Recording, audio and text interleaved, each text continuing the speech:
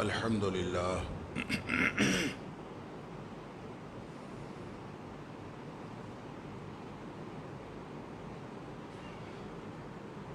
الحمد لله نحمده ونستعينه ونستغفره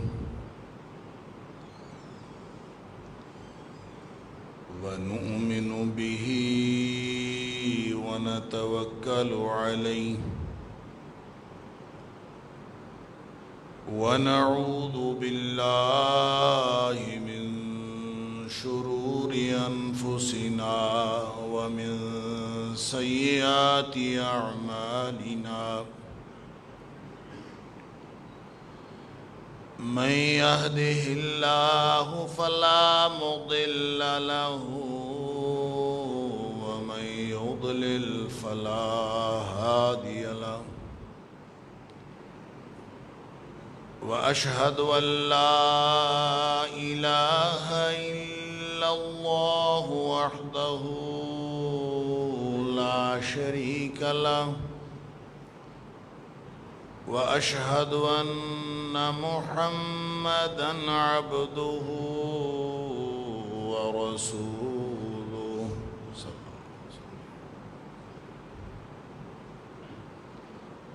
أرسله بالحق بشيرا ونذيرا بين يدي الساعة فمن يطع الله ورسوله فقد رشد واهتدى ومن يعص الله ورسوله فقد ضل وغوى فإنه لا يضر إلا نفسه ولا يضر الله شيئا نسأل الله ربنا أن يجعلنا ممن يطيعه ويطيع رسوله ويتبع رضوانه ويجتنب سخطه إنما نحن به وله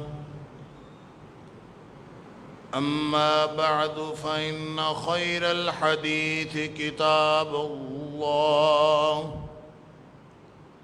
وخير الهدي هدي محمد صلى الله عليه وآله وسلم وشر الأمور محدثاتها وكل محدثة بدعة وكل بدعة ضلالة وكل ضلالة في النار فأعوذ بالله السميع العليم من الشيطان الرجيم من همزه ونفخه ونفثه بسم الله الرحمن الرحيم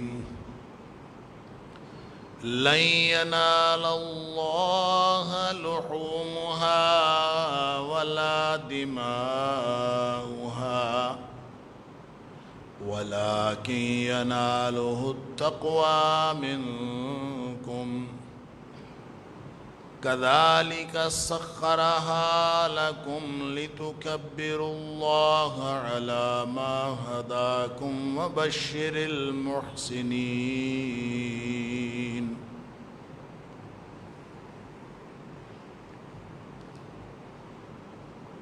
ہرگز نہیں پہنچتا اللہ کو نہ تو ان قربانیوں کا گوشت اور نہ ہی ان کا خون. اور لیکن پہنچتا ہے اس کو تقوی تم میں سے۔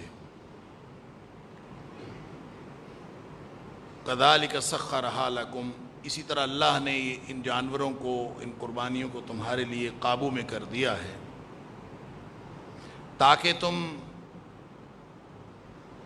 اس بات پر اللہ کی کبریائی بیان کرو کہ اس نے تمہیں ہدایت بخشی۔ وبشر المحسنین، اور اے حبیب صلی اللہ علیہ وسلم جو نیکی میں آگے بڑھنے والے ہیں ان کو خوشخبری دے دیجیے۔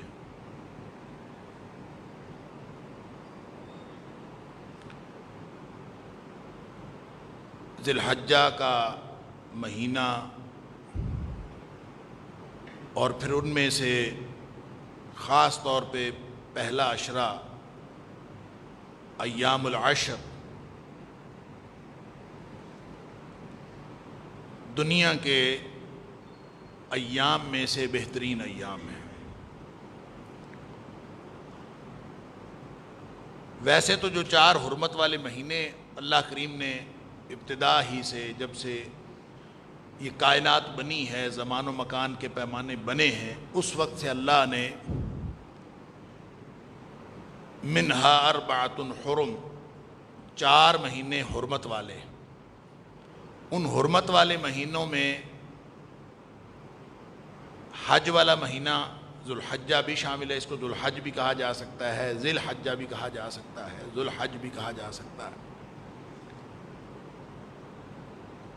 اور پھر اس میں خاص طور پر جو پہلے 10 دن ہیں،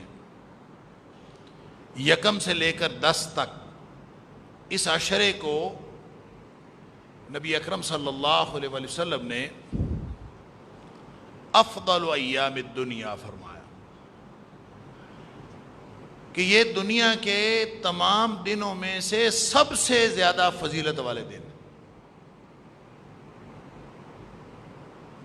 یا پھر ایک دوسری حدیث میں اعظم اجر فرمایا کہ جو اجر ان دنوں میں ملتا ہے وہ سب سے زیادہ عظمت والے اعمال ہیں جو ان دنوں میں کیے جاتے ہیں۔ یا پھر یہ بھی فرمایا کہ وہ عمل جو ان 10 دنوں میں کیا جاتا ہے وہ جتنا اللہ کو پسند ہے کوئی اور عمل اللہ کو پسند ہی نہیں۔ اللہ اکبر۔ ما من ایام العمل الصالح فیہا احب الی اللہ من ایام العشر، ان 10 دنوں میں جو عمل کیا جاتا ہے وہ اللہ کو اتنا پسند ہے کہ کوئی اور عمل اللہ کو اتنا پسند نہیں۔ صحابی پوچھتا ہے وَلَا الْجِهَادُ فِي سَبِيلِ اللَّهِ، ہم نے تو سنا ہے کہ سب سے زیادہ اجر تو جہاد فی سبیل اللہ، کہ بندہ جا کے محاذ پہ لڑے اللہ کے دین کے لیے، اعلاء کلمت اللہ کے لیے، اس سے زیادہ تو اجر والا کوئی عمل ہے ہی نہیں۔ اور خود نبی کریم صلی اللہ علیہ وسلم نے فرمایا وَذِرْوَةُ سَنَامِهِ الْجِهَادِ، جب حضرت معاذ بن جبل رضی اللہ تعالیٰ عنہ کو پورا دین سمجھا رہے تھے نبی کریم صلی اللہ علیہ وسلم، تو آپ نے فرمایا کہ دین کی جو کوہان کی چوٹی ہے وہ جہاد ہے۔ گویا ہر چیز کا کوئی کلائمیکس ہوتا ہے، تو کوہان کی چوٹی بھی اس لیے کہا کہ اونٹ میں جو سب سے بلند مقام ہے وہ اس کی کوہان کی چوٹی ہے۔ تو گویا ہر چیز کا ایک کلائمیکس ہوتا ہے، بلند ترین مقام ہوتا ہے، تو بلند ترین مقام جہاد ہے، خود نبی کریم صلی اللہ علیہ وسلم۔ لہٰذا جب ان دنوں کے اعمال کی بات ہوئی اور اللہ کی پسندیدگی کی بات ہوئی تو صحابی کے دل میں فوراً خیال آیا کہ خود تو نبی کریم صلی اللہ علیہ وسلم نے فرمایا ہے کہ جہاد سب سے افضل عمل ہے، تو گویا ان 10 دنوں میں اگر کوئی شخص اللہ اکبر کوئی عمل کرتا ہے تو وہ جہاد سے بھی بڑھ جاتا ہے۔ وَلَا الْجِهَادُ فِي سَبِيلِ اللَّهِ، اللہ نبی کریم صلی اللہ علیہ وسلم فرمایا وَلَا الْجِهَادُ فِي سَبِيلِ اللَّهِ، جہاد فی سبیل اللہ کے اجر سے بھی اس کا اجر بڑھ جاتا ہے جو ان 10 دنوں میں عمل کرتا ہے۔ اللہ اکبر۔ البتہ ایک استثناء ہے، ایک حدیث نے فرمایا اِلَّا مَنْ عَفَّرَ وَجْهَهُ فِي التُّرَابِ، اور دوسری حدیث میں الفاظ یہ ہیں الا من خرج بنفسه وماله ولم يرجع بشيء منه. پہلی حدیث کا مطلب یہ ہے کہ سوائے اس شخص کے وہ اجر سے بڑھ جاتا ہے، اجر میں بڑھ جاتا ہے جو جہاد فی سبیل اللہ کے لیے نکلا، عفر وجہہ فی التراب، اور وہ یوں شہید ہو گیا اللہ کے راستے میں کہ اس کا چہرہ جو ہے وہ مٹی میں رل گیا شہادت کی وجہ سے، وہ تو درجے میں بڑھ جائے گا.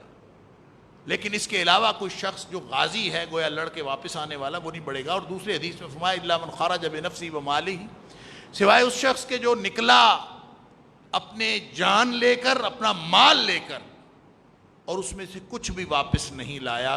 جان بھی اللہ کے راستے میں لگا دی، مال بھی اللہ کے راستے میں لگا دیا. جس نے اس قدر کارکردگی دکھائی کہ اس کی جان بھی اور اس کا مال بھی اللہ کے دین کے لیے لگ گیا، وہ تو اجر میں بڑھ سکتا ہے. اس کے علاوہ کوئی شخص ان 10 دن میں کیے ہوئے اعمال سے زیادہ اجر میں نہیں بڑھ سکتا. اللہ اکبر. یہ اس سے معلوم ہوتا ہے کہ ان 10 دنوں سے زیادہ فضیلت والے دن اور کوئی نہیں، ان 10 دنوں سے زیادہ عظمت والے اور دن کوئی نہیں. ان 10 دنوں میں کیے ہوئے اعمال سے میں اللہ کی پسندیدہ اعمال اور کوئی نہیں ہے. تو پھر کیا خیال ہے رمضان المبارک کے بارے میں، اور پھر رمضان المبارک کے خاص طور پر آخری عشرے کے بارے میں، کہ آخری عشرے میں نبی کریم صلی اللہ علیہ وسلم جتنی محنت فرمایا کرتے تھے. اللہ اکبر. کان یجتہد فی العشر الاواخر من رمضان ما لا یجتہد فی غیرہ. نبی کریم صلی اللہ علیہ وسلم رمضان کے آخری عشرے میں جتنی محنت فرماتے تھے اتنی محنت کسی اور دنوں میں فرماتے ہی نہیں تھے. تو اب یہ شد میزرہ کہ اپنی کمر کس لیتے تھے. بندہ آخری عشرہ آیا، کمر کس لی، اور راتوں کو جاگتے تھے، وَأَيْقَظَ أَهْلَهُ، اور اپنے گھر والوں کو بھی جگاتے تھے. اب سوال یہ پیدا ہوتا ہے کہ وہ عشرہ زیادہ فضیلت والا ہے یا یہ عشرہ زیادہ فضیلت والا ہے؟ اللہ اکبر. اس عشرے میں لیلۃ القدر بھی ہے، اور لیلۃ القدر ایک اکیلی رات 1000 مہینے سے بہتر ہے. تو پھر اس عشرے کو جب افضل ایام الدنیا، اعظم ایام الدنیا یہ فرمایا، اور بھی الفاظ آتے ہیں ما من عمل ازکا عند اللہ احب الی اللہ. اللہ کے نزدیک اس سے زیادہ عمل کوئی اور پاکیزہ ہے ہی نہیں، اس سے زیادہ پسندیدہ عمل کوئی ہے ہی نہیں جو ان 10 دنوں، یعنی اس طرح کی سپرلیٹو قسم کی ڈگریاں ان 10 دنوں کے بعد.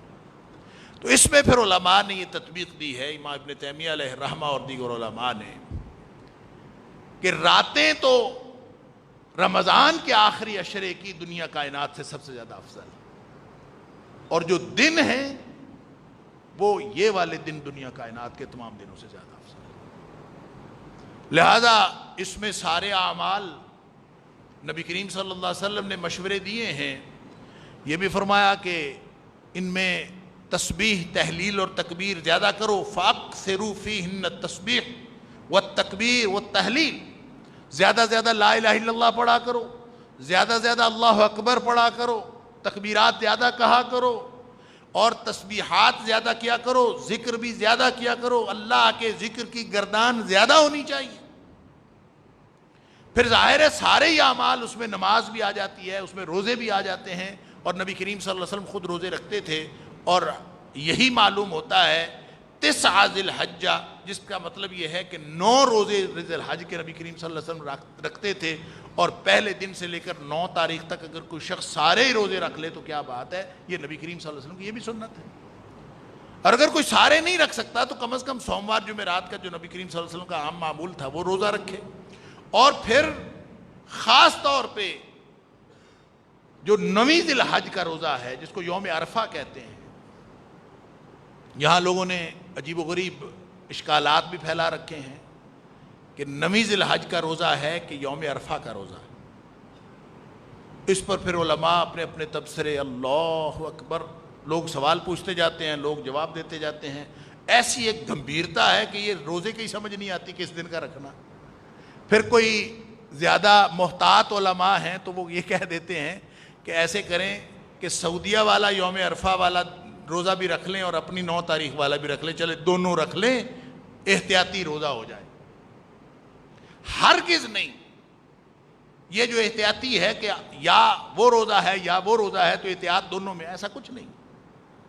نبی کریم صلی اللہ علیہ وسلم نے فرمایا کہ یوم عرفہ کا جو روزہ ہے, صوم یوم عرفہ, جو عرفہ کے دن کا روزہ ہے, اس کے بارے میں مجھے اللہ سے امید ہے. احتسب علی اللہ, میں اللہ سے امید کرتا ہوں کہ اللہ تعالیٰ 2 سال کے گناہ معاف کر دے گا, پہلے کے بھی اور بعد کے بھی, 1 سال پہلے کے 1 سال بعد کے. اور جب نبی کریم صلی اللہ علیہ وسلم اللہ سے امید رکھے نا, اس کا مطلب یقین رکھنا ہوتا ہے. ہماری امید ہوتی ہے, اللہ کے رسول صلی اللہ علیہ وسلم کی اللہ سے امید یقینی بات ہے. گویا یقینی طور پر 2 سال کے گناہ معاف ہوتے ہیں, اور اس میں صغیرہ گناہ آتے ہیں, ظاہر کبیرہ تو نہیں آتے. تو جب نبی پاک صلی اللہ علیہ وسلم نے یوم عرفہ کی بات کی ہے تو یوم عرفہ تو ہوتا ہے حج والے دن. لہٰذا اس سے لوگوں نے یہ اشکال پیدا ہوا کہ یوم عرفہ کا روزہ جو ہے وہ اس دن رکھنا ہے جس دن سعودی عرب میں عرفہ ہوگا. تو ہمارے اس دن کسی ملک میں 8 ذی الحج ہو سکتی ہے, کسی ملک میں اس دن 10 ذی الحج بھی ہو سکتی ہے, کیونکہ کئی ملک اس سے پہلے ہیں, کئی ملک اس سے بعد میں آتے ہیں. اختلاف مطالعے میں تاریخیں تو بدلتی رہتی ہیں. تو جن لوگوں کے ہاں یوم عرفہ کو 10 ذی الحج ہوگی وہ پھر اس دن کا روزہ رکھیں گے, اور اس دن عید ہوتی ہے. 10 ذی الحج کو کیا ہوتا ہے؟ عید. اور عید کے دن کا روزہ حرام ہے, عید کے دن روزہ نہیں رکھتے. تو اس کا مطلب ہے یوم عرفہ کا روزہ حاجیوں کے لیے تو ہے ہی نہیں, حاجیوں کو تو روزہ رکھنا منع ہے. تو یہ یوم عرفہ صرف 9 ذی الحج کی تخصیص ہے. اور پھر دوسری حدیث میں جب 9 ذی الحج آ گیا تو اس کا مطلب ہے اس کا معنی عرفہ کا معنی 9 ذی الحج ہے. یوم عرفہ وہ نہیں ہے کہ سعودی عرب میں جس دن یوم عرفہ ہوگا. ظاہر ہے جس تاریخ کے اعتبار سے آپ عید کر رہے ہیں, جس تاریخ کے اعتبار سے آپ اپنے مطالعے کے حساب سے آپ رکھا ہوا ہے, اگر آپ اس کے مطابق سعودی عرب کے مطابق چل رہے ہیں تو پھر سارا ہی سعودی عرب کے بارے میں چلیں, تو پھر یوم عرفہ بھی وہی والا روزہ رکھ لیں. اور اگر آپ کی تاریخ مختلف ہے تو آپ کا یوم عرفہ 9 ذی الحج کو ہے, کوئی اس کے اندر کنفیوژن نہیں ہے. اور وہ شخص جو 9 کی 9 تاریخوں کے روزے رکھنا چاہتا ہے وہ تو اچھا ہے, رکھے, شروع سے لے کے رکھتا جائے. لیکن صرف 2 روزوں کو احتیاطی طور پر رکھنا کہ میں یوم عرفہ سعودیہ والا بھی رکھ لیتا ہوں اور یوم عرفہ پاکستان والا بھی رکھ لیتا ہوں تاکہ دونوں میں احتیاط ہے, غلط طریقہ. یہ دین ایسا نہیں ہے. اگر سعودی عرب والا یوم عرفہ کا روزہ رکھنا ہے تو پھر وہاں چلے جاؤ, وہاں جا کے رکھ لو. پھر اگر آپ عرفات میں ہوں گے تو آپ یوم عرفہ کا روزہ رکھ ہی نہیں سکتے, منع ہے. اور ظاہر ہے کہ نبی کریم صلی اللہ علیہ وسلم نے یہ یوم عرفہ کا روزہ ان لوگوں کے لیے کہا ہے جو غیر حاجی ہے. لہذا غیر حاجیوں کے لیے 9 تاریخ کی تخصیص ہے صرف, اور کچھ نہیں ہے اس میں. بہرحال یہ روزے رکھے, اور کچھ نہیں ہو سکتا تو کم از کم یہ ایک روزہ 9 ذی الحج کا تو لازماً رکھے. اللہ تعالیٰ ہم سب کے سارے گناہ معاف فرما دے. بہت بڑا پیکج ہے. سال پچھلے اور سال اگلے اگر صغیرہ گناہ معاف ہو جائیں تو اللہ تعالیٰ کبیرہ گناہوں سے ویسے بچنے کی توفیق عطا فرمائے تو معاملہ صاف ہو گیا اللہ کے فضل سے. اللہ تعالیٰ رحمت فرمائے. اسی طرح باقی جو صدقہ خیرات ہے وہ بھی کرنا ہے, وہ بھی اچھے اعمال ہیں. ایک عمل ایسا ہے جو 10ویں ذی الحج کو ہوتا ہے, یہ بھی عشرہ ذی الحج کے اعمال کی بات ہو رہی ہے نا. ساری دنیا کے دنوں میں سے سب سے بہترین دن یہ 10. ان دنوں کے اعمال میں سے ایک عمل ایسا ہوتا ہے جو 10ویں ذی الحج کو کیا جاتا ہے, جس کو یوم النحر کہتے ہیں.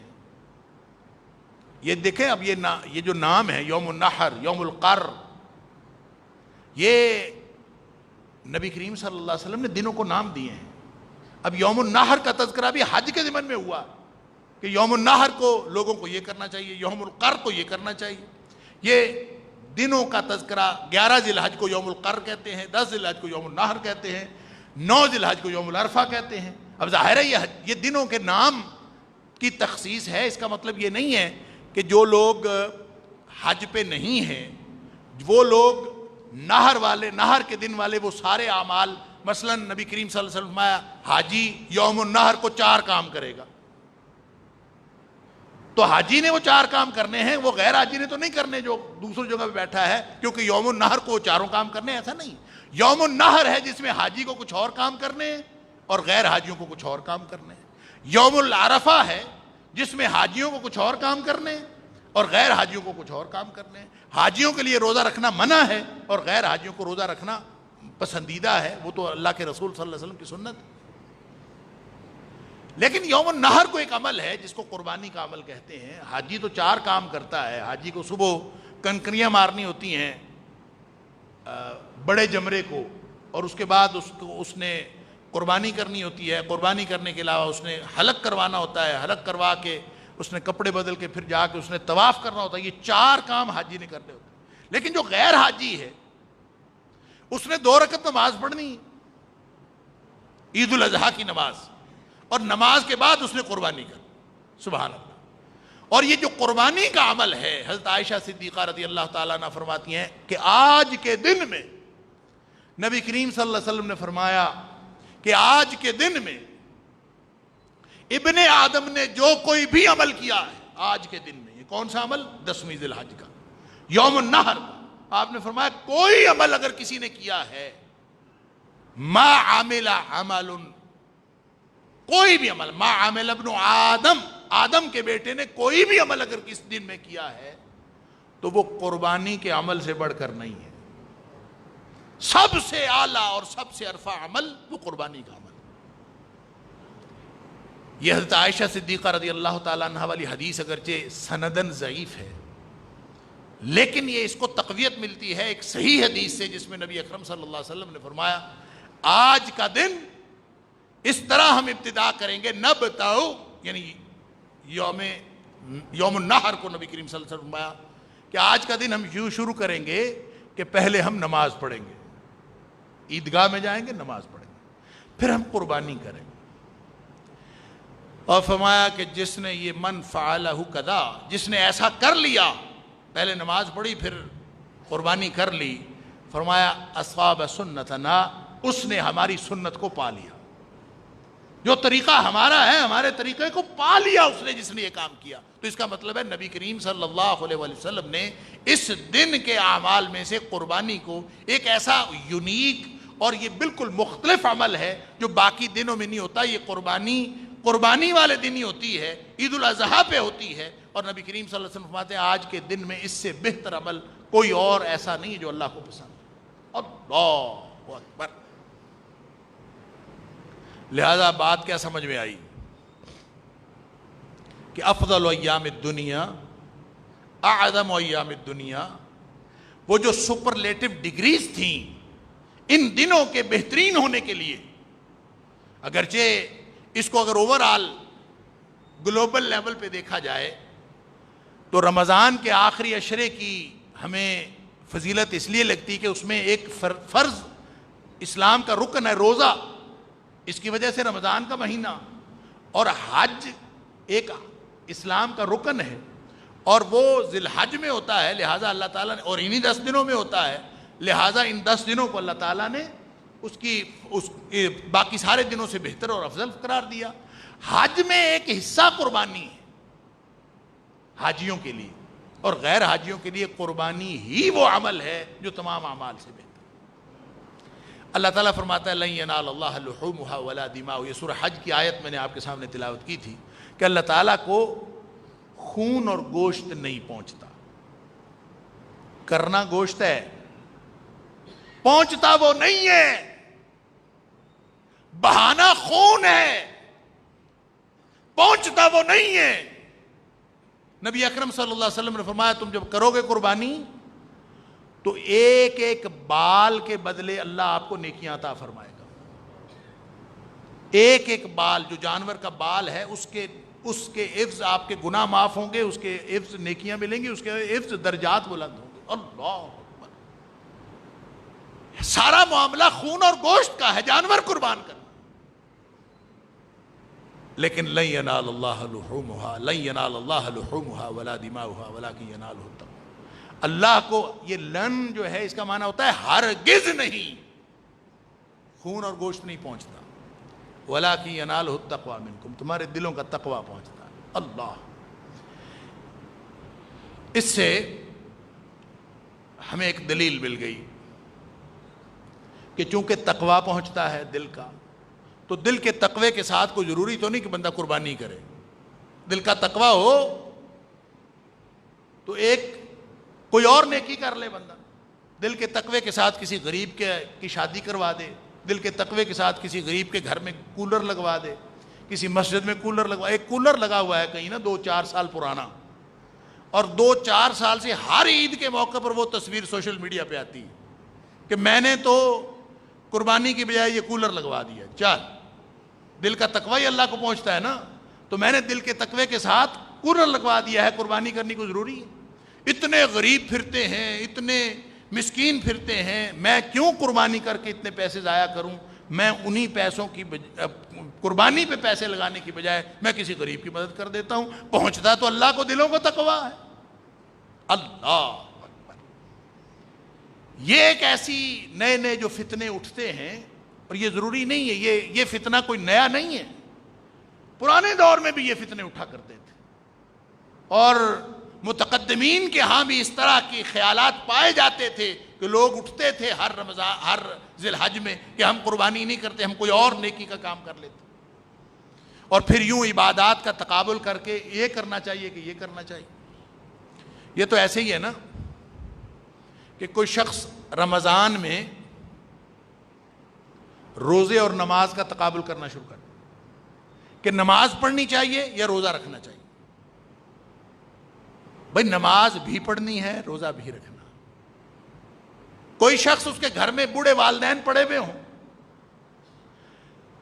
جن کی خدمت کر کے قرآن کہتا ہے کہ اس کو جنت کمانی چاہیے، اس کی جنت ہے، اور کوئی شخص اگر کہے کہ میں نماز پڑھوں یا اپنے والدین کی خدمت کروں، تو میں ایسا کرتا ہوں، نماز رہنے دیتا ہوں، والدین کی خدمت سے جنت ملتی ہے، میں والدین کی خدمت کر لوں گا، جنت کما لوں گا۔ نماز کو اور والدین کی خدمت کو، دو عبادات کو برابر رکھا، اس کو کمپیئر کیا اور ایک کو ترجیح دے دی۔ نہیں، والدین کی خدمت بھی کرنی ہے، نماز بھی پڑھنی ہے، نماز ساقط نہیں ہوئی۔ یہ کہاں سے شروع کر لیا ہم نے کہ میں فلاں کام کر لوں فلاں؟ یہ ہمارا اصل میں دین کا تصور بگڑا۔ دین ایک مکمل پیکیج ہے جس میں سارا کچھ ہی کرنا، اس میں نمازیں بھی ہیں، اس میں روزے بھی ہیں، اس میں خدمت خلق بھی ہے، اور اس میں حج بھی ہے، اس میں زکوٰۃ بھی ہے۔ لوگ کہتے ہیں میں حج کرنے کی بجائے وہی پیسے کسی غریب کی شادی پہ لگا دیتا۔ بھائی لگا دو، وہ اس وقت خیال نہیں آتا جب دنیا کا کوئی کام کرنا ہو۔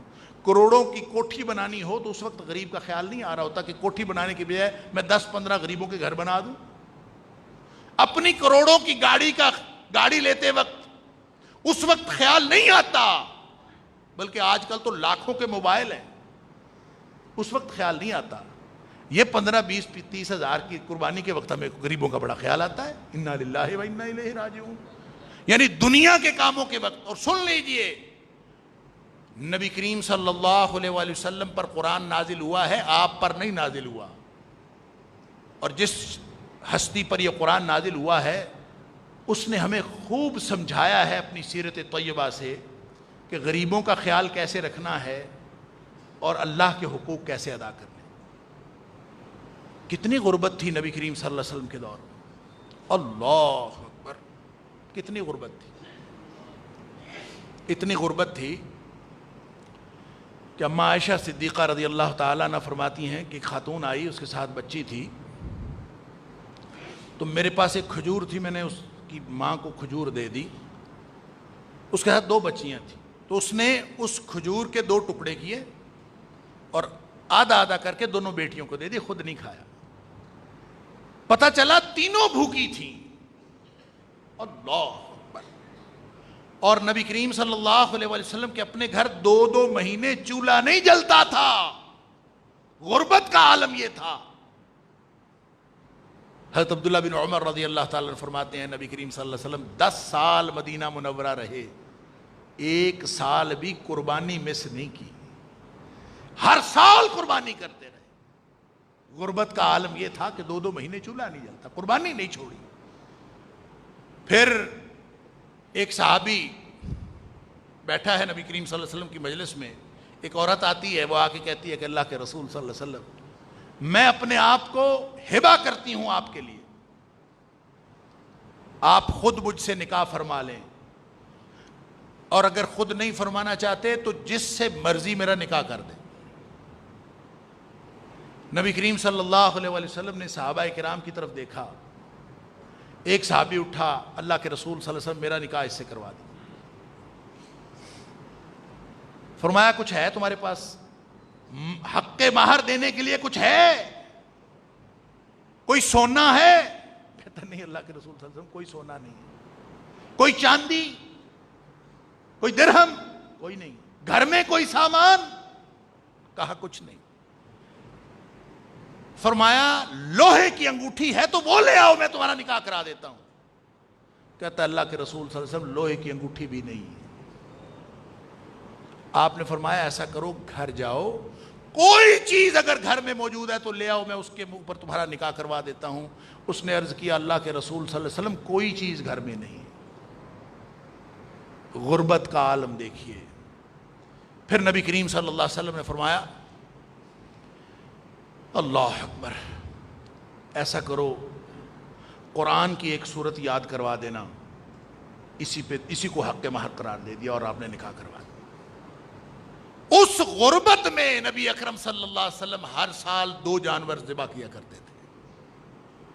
اس کا مطلب یہ ہے کہ نبی اکرم صلی اللہ علیہ وسلم کو معلوم تھا غریب کی مدد کب کرنی ہے، اور قربانی زیادہ بہتر عمل ہے یا غریب کی مدد زیادہ بہتر عمل ہے، یہ اللہ کے رسول صلی اللہ علیہ وسلم کو زیادہ پتا ہے یا مجھے اور آپ کو زیادہ علم ہے۔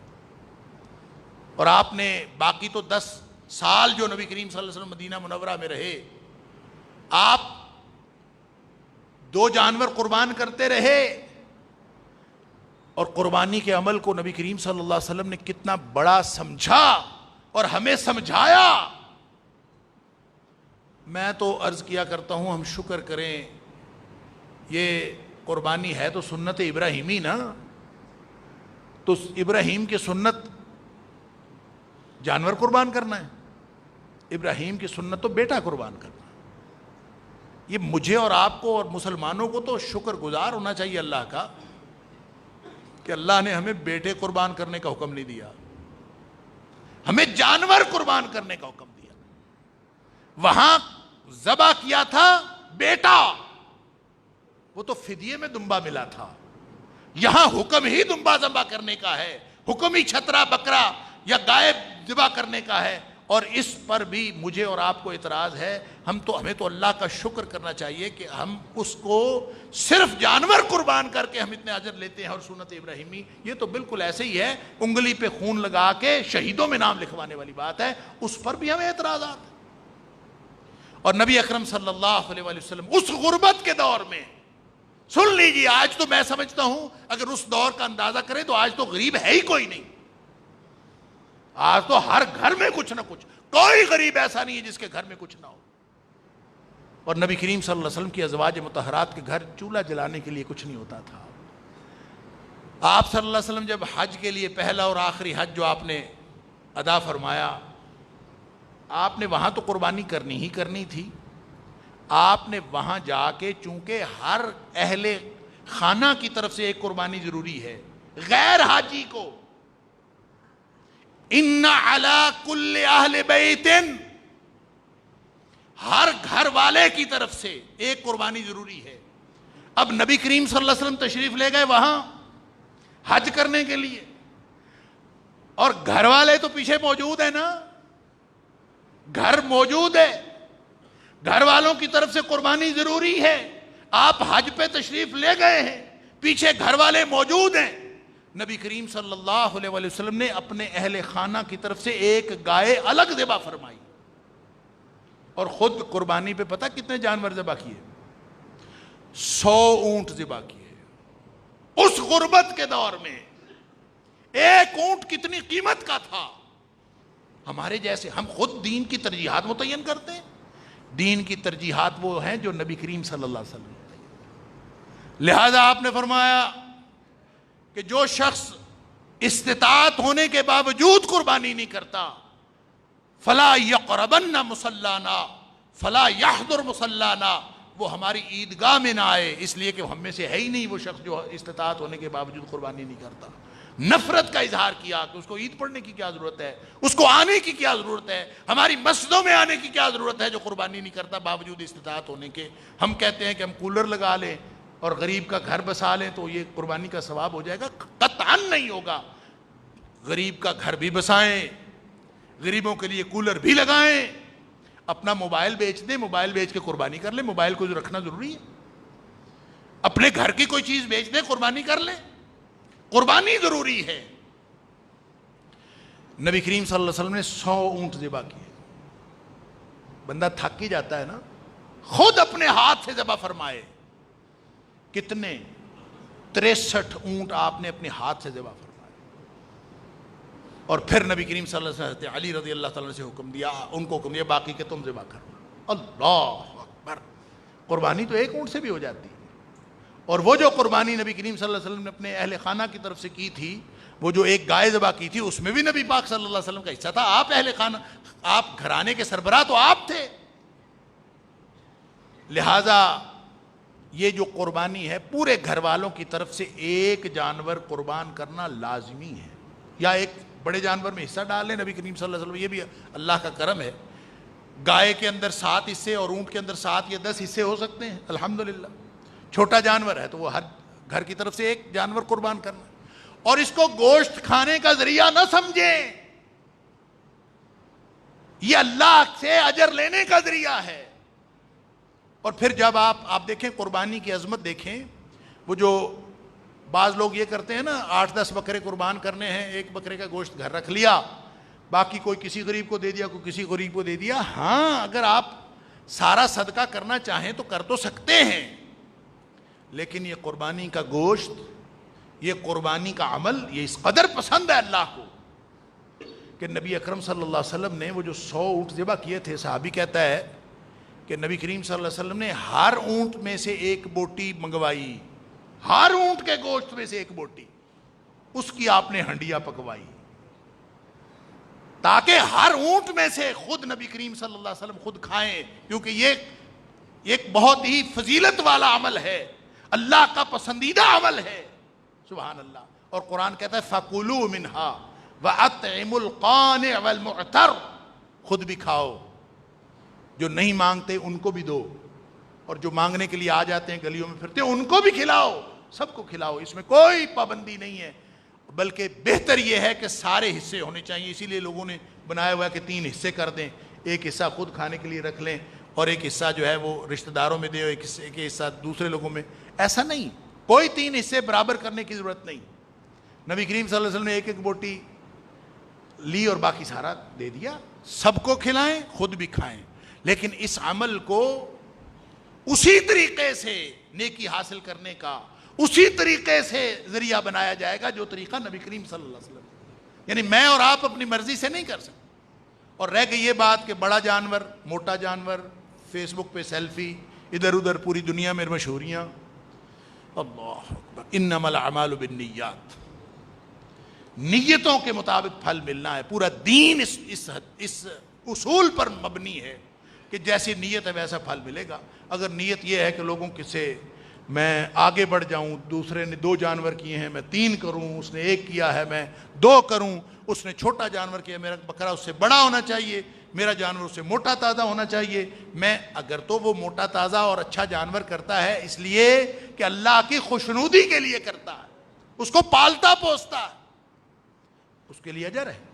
اور اگر فخر و مباحات کے لیے کرتا ہے، حضرت ابو ایوب انصاری رضی اللہ تعالیٰ عنہ سے غالباً حضرت عطا بن یسار رحمۃ اللہ علیہ نے پوچھا تھا کیسی قربانیاں ہوتی تھی نبی کریم صلی اللہ علیہ وسلم کے دور میں. تو حضرت ابو ایوب انصاری رضی اللہ تعالیٰ عنہ فرماتے ہیں کہ نبی کریم صلی اللہ علیہ وسلم کے دور میں تو ہر گھرانے کی طرف سے ایک ہی قربانی ہوتی تھی، سارے لوگ ایک ہی قربانی کرتے تھے. حتی تباہ الناس، یہاں تک کہ لوگ ایک دوسرے کے اوپر فخر کرنے لگے. یعنی صحابی ہے, نبی کریم صلی اللہ علیہ وسلم کی اس دنیا سے تشریف لے جانے کے بعد اسی دور کا واقعہ بتا رہا ہے کہ پھر لوگ ایک دوسرے پر فخر و مباحات جتانے لگے کہ میں اس سے آگے بڑھ جاؤں, میں اس سے آگے بڑھ جاؤں.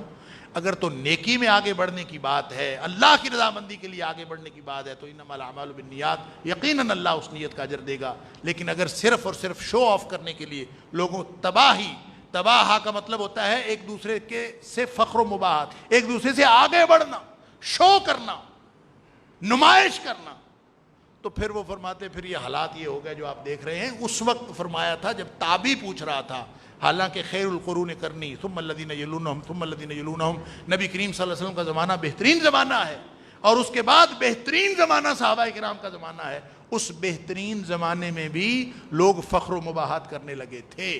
لہذا کرتے کرتے پھر آج تو زوال کی جو حالت ہے ہم سب جان رہے ہیں, ہم سب دیکھ رہے ہیں. اللہ تعالیٰ ہم سب کو معاف فرمائے. قربانی کے عمل کو فخر و مباحات کا ذریعہ نہ بنائیں, اور کوئی اور بہانہ بنا کر اس سے جان چھڑانے کی کوشش بھی نہ کریں. یہ نبی کریم صلی اللہ علیہ وسلم کا طریقہ ہے, یہ دین اللہ نے نبی کریم صلی اللہ علیہ وسلم پر نازل کیا ہے, ہمیں اسی طریقے سے نبی کریم صلی اللہ علیہ وسلم کی سنت پر عمل کرنا ہوگا. اللہ تعالیٰ مجھے اور آپ کو ہم سب کو توفیق عطا فرمائے. وآخر دعوانا الحمدللہ رب العالمین.